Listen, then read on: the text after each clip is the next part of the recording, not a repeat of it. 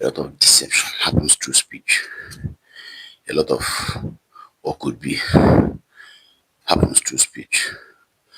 And when you meet a very good speaker, somebody who is very intelligent and talks good, they could trick your mind.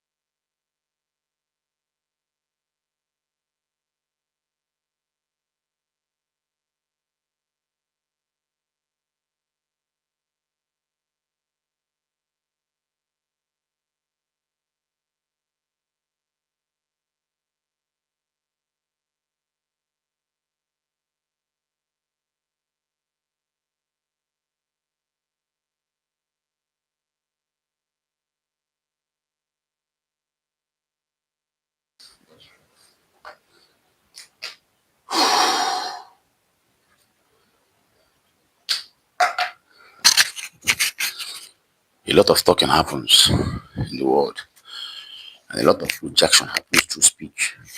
A lot of deception happens through speech. A lot of what could be happens through speech. And when you meet a very good speaker, somebody who is very intelligent and talks good, they could trick your mind.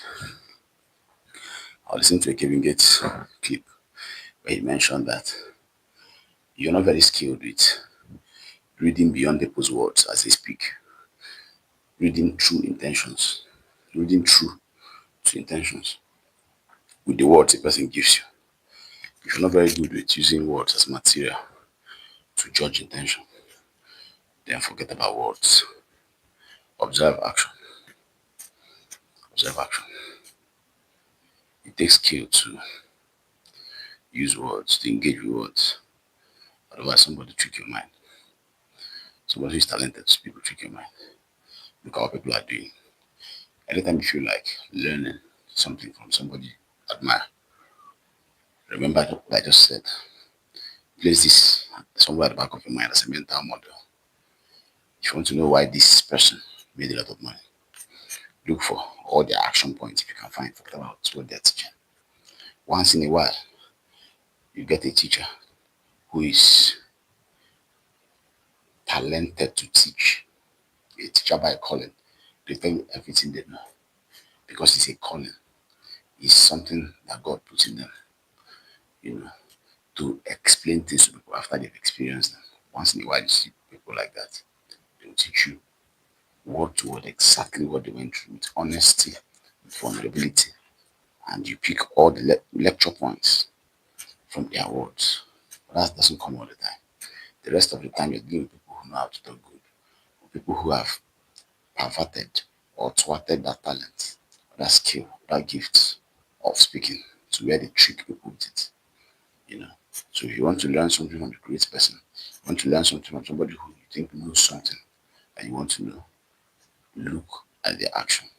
Look for all the do, do. Not the do's they say you should. The do's they are doing themselves.